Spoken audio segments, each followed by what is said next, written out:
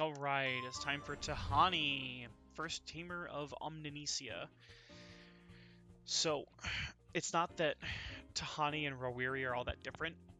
It's not that one is a nature tamer and one is a fire tamer, although they do seem to have more of one than the other, but they both have nature and fire tems. So their nature tems are going to be weak to fire and toxic. They're going to be resistant to, I think, electric and earth and water. And the fire tems are going to be weak to water and earth. And they're going to be effective against nature and crystal. So, we're going to be using this first team again. Good tems for this fight. Platamus, amazing. His toxic typing allows him to resist the nature attacks, so he only takes 1x damage. His water typing allows him to resist the fire attacks, and then his moveset allows him to sweep both the fire and the nature temps, so definitely a plus. Noxolotl, very good. There's a lot of special attacks coming out of Tihani and Rawiri. I'm going to use this as a sort of a team building guide for both of them because they're very, very similar. Noxolotl's very good against the nature tems. There's a lot of special attackers, and Noxolotl's a special tank, so he just eats up those hits all day long. Nidrasil is a little worse because he's nature typing, so the fire tems love to see him. Same for General Kenobi, or I'm sorry, Kinu, and for Wolfie. All these nature tems that I have, they're pretty weak to the fire boys. Wolfie is sort of a pocket ace because he's got those earth moves, so you can really get in there and sweep him out. If you've got an anaerobic Volarend, so the one that gains special defense, all of its toxic moves are going to be real good here against the nature tems. So yeah, just think about your team building moving forward. So Tihani has a lot of fire tems. We've got 1, 2, 3. And then as for weakness to toxic, the Cernif, the Wolfie, the Kinu are all weak to toxic. We might struggle a little bit with the Gyalis if we don't get to bring Wolfie. And we might struggle a little bit with the Platy if we don't get to bring our chicken. So in terms of what to ban, Cernif is a good ban if you can't deal with it. It can snowball very quickly and kill you. Raikan, again, another good snowballer if you can't deal with it. You're done. Gyalis is a good ban if you don't really have a good counter for it. Here, since she has 3 fire tems, and I'm probably getting my Platy banned, I'm going to ban a fire tem. Banned my Volarend. So, not necessarily what I was expecting. That's okay. We're going to try and bait out the fire tems by picking Wolfie. And just like that, they fell for our trap.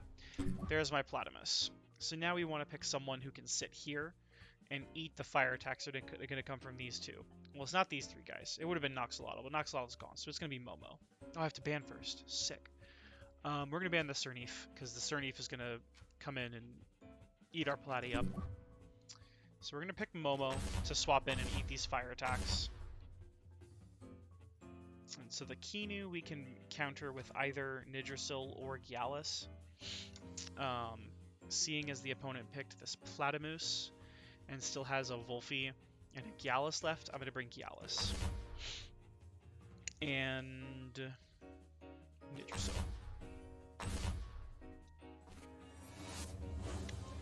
So, in terms of what we're countering with what here, we're obviously countering these fire tems with Platy. We can expect her to swap in at least Kinu. She might swap in Kinu and Platamus. We're gonna swap out our Wolfie for Momo. We want Wolfie to counter the Gyalis and maybe the Platy.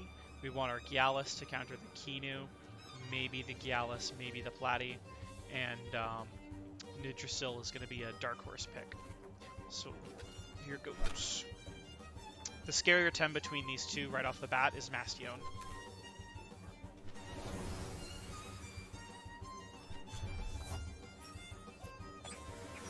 the other advantage we get of swapping Momo in here is that her hold lowers. So Momo is going to get to immediately undermine. Tihani went for the double swap, as we expected. So this Platy's going to get the quad resist. So I guess the double resist. But this is fine. We'll just throw an undermine at the Platy and a bomb at the Kinu.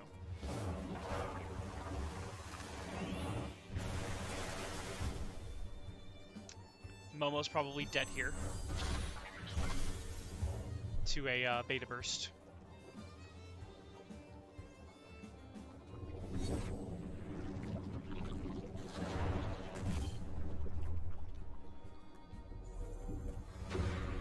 Yep. Still alive! Okay, so what we can do is we can use our willpower drain here to force something to overexert. The thing we're going to struggle with more is going to be this Platy, so we will willpower drain it, and we bomb the Kinu. So we just force this Platymus to overexert. It's not what I wanted to do, but the double edge move has a 1 priority, so there's no way that Momo was going to get to attack. So I would rather let Momo get an attack off and force this Platy into resting.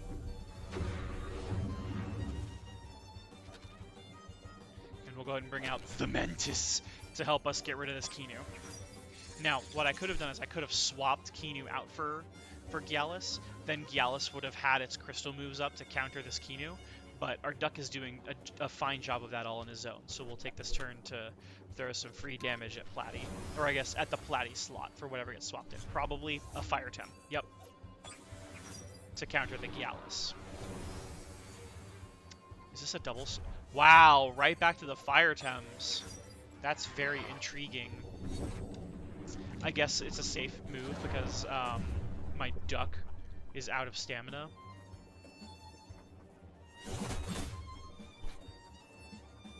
So when you swap your Temps out, they don't get their holds. So now Mastion's AoE, he has a fire AoE, that's online. And Tulkan is 1 turn away from his fire tornado. So the tricky play here is to swap to Volfi.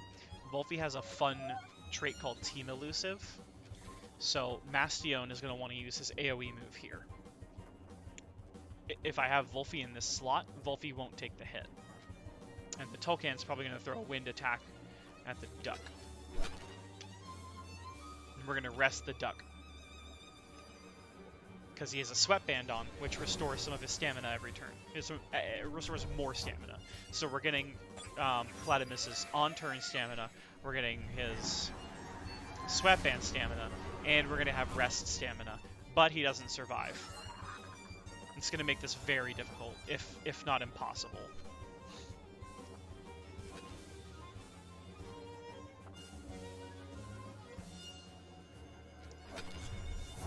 Yeah, I might lose here.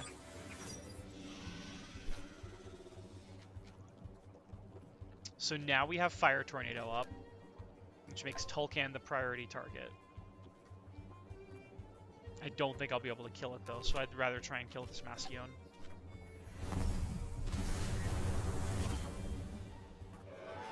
That's great. That is amazing.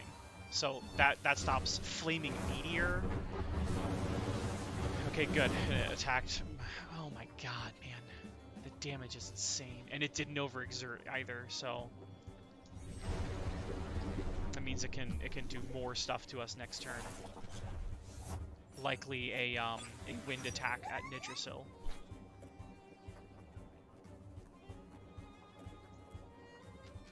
So we're gonna just keep throwing out earth moves. And we're gonna throw a Toxic Ink at Kinu if Nidrasil does not survive.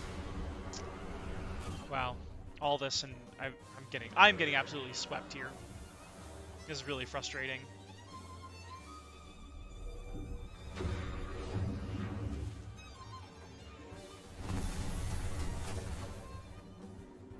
Fortunately, I might be turning the tide just now.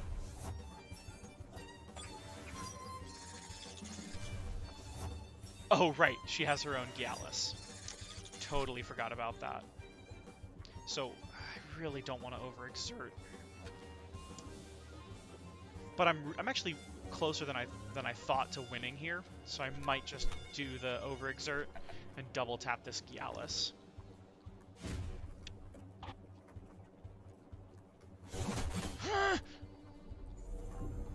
No. Okay.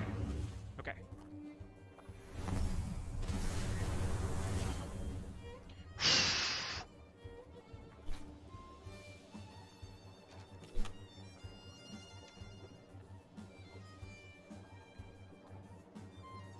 I need to see a type sheet. I need to see a type chart.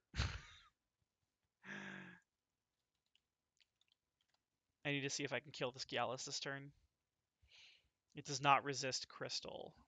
So if I use sharp stabs... Come on! Yes! It means the Kinu has to overexert to beta burst. And now we're in a 2v1.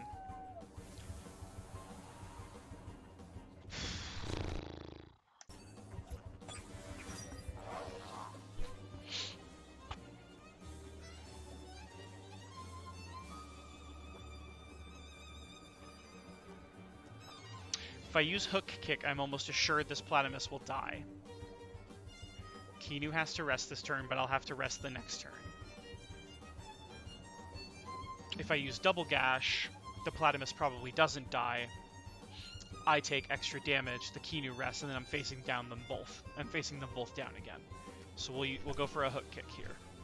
Ah! I think we're probably going to take an L here.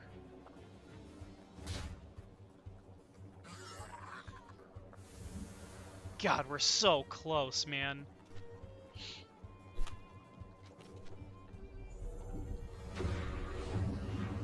Fortunately, the AI is not very smart.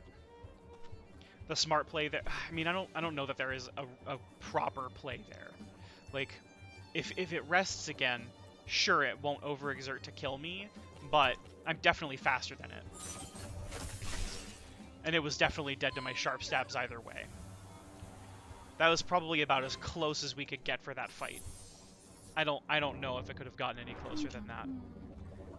Whew. Alright. Tune in for the last fight against Rawiri.